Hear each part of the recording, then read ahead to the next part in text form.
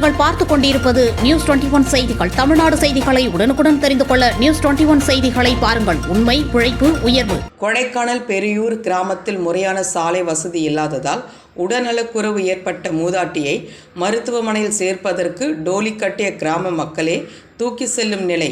மாவட்ட நிர்வாகம் துரித நடவடிக்கை எடுக்க கோரிக்கை. திண்டுக்கல் மாவட்டம் கொடைக்கானல் வெள்ளக்கேவி ஊராட்சிக்குட்பட்ட பெரியூர் சின்னூர் கிராமங்கள் உள்ளன.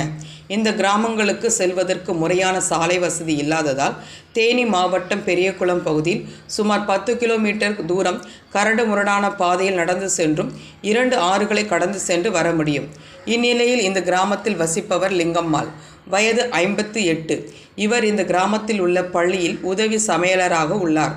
இந்நிலையில் இவருக்கு இதயம் சார்ந்த பிரச்சனைகள் இருப்பதால் மூச்சு விடுவதற்கு சிரமம் ஏற்பட்டதால் உடல்நலக்குறைவு ஏற்பட்டு மருத்துவமனைக்கு கொண்டு செல்ல சுமார் 10 கிலோமீட்டர் தூரம் டோலி கட்டி இப்பகுதி கிராம மக்கள் மற்றும் அவரது உறவினர்கள் சுமந்து கொண்டு பெரியகுளம் பகுதியை அடைந்து அங்கிருந்து வாகனம் மூலம் மருத்துவமனைக்கு கொண்டு சென்று சிகிச்சைக்காக அனுமதிக்க உள்ளனர்.